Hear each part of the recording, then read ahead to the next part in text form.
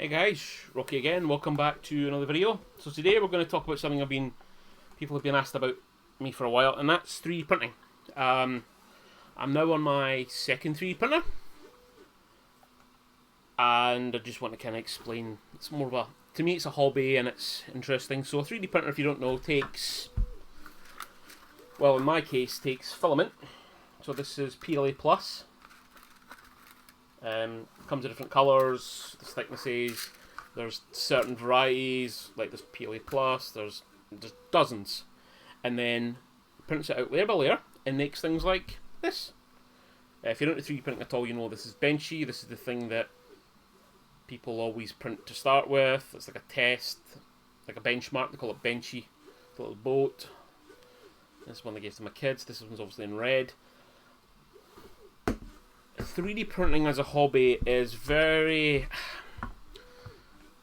There's a lot of people in it with a lot of different opinions about how to get the best prints, and there's, in my opinion, too many people spend too long tuning the printer to get the best print and then not knowing what to print, rather than just printing stuff and then fiddling.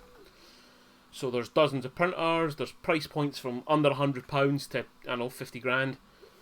I started off with an Ender 3. I really couldn't get on with it very well, and after a lot of humming and hawing, I changed. I have a Sovol SV06, which is a clone of another type of printer. Basically, the Sovol has auto bed leveling, but it isn't auto bed leveling, and there's no Bowden tube, so the filament goes right into the extruder. That's the hot end. That's the bit that the plastic comes out of. So there's no tube to go through, and it's a lot easier to load and unload filament. It's a single colour printer, which means it only prints one colour at a time. So if you want to change a colour halfway through your print, you need to put that into your program. But yeah, I've been printing for a while now. So there's ET. I think that may be on the Sovol actually. Yeah, it is, because the bed's not flat. There's Creeper for Minecraft. That's for my kids. You can do multicolour things like this. This is Groot in Carbonite. You can print smaller pieces and make bigger things, like this Tintin rocket here, or something like this shadow box here. This is Batman. I don't know how well you can see that in the light. See him comes up there. There's a lot of Star Wars ones of these. There's obviously I've started creating some simple things. There's a little prototype for a keyring I was working on. A little Halloween shadow box. Obviously, Star Trek fan. There's Bullet Bill. This is cool. This is Bullet Bill from Super Mario Brothers. I've also got a scaled up version of this that's about 200% of this. So it's really nice. I've also printed off. Let's have a look. I bought a grease weasel recently, and it didn't come with a case, but thanks to the magic of 3D printing, it does now. There's a little totem pole I was working on. That's in a sort of wood colour. It's a poop emoji, or half of one.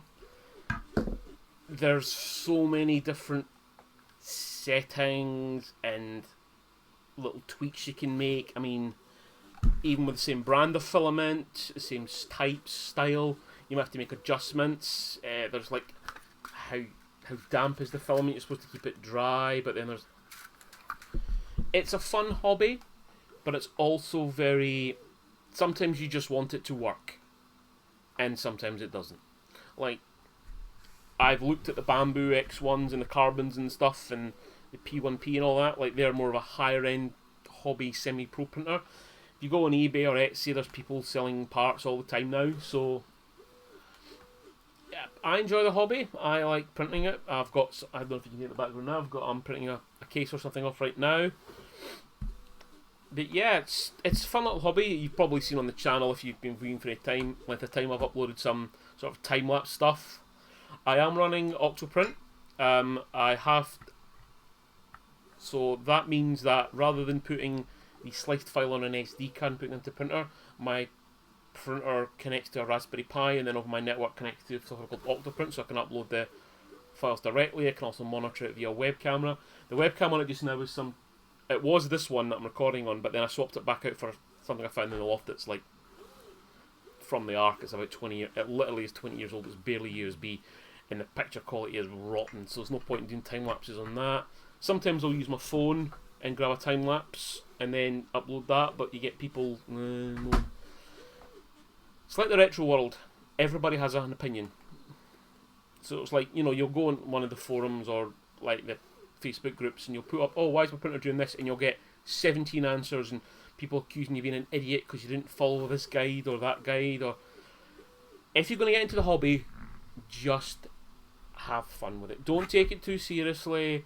Don't, if you want to start commercially printing, that's up to you. It's not something I'm really interested in.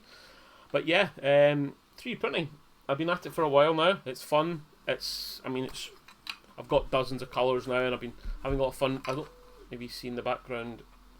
Yeah, you can actually. Way in the background, just there. That is the top of a Doctor Who TARDIS for perhaps a forthcoming project of mine. But yeah, if anybody's got any questions about 3D printing, I'm not an expert. By no means am I an expert. Yeah, it's fun. Thanks for watching. Take care. Bye bye.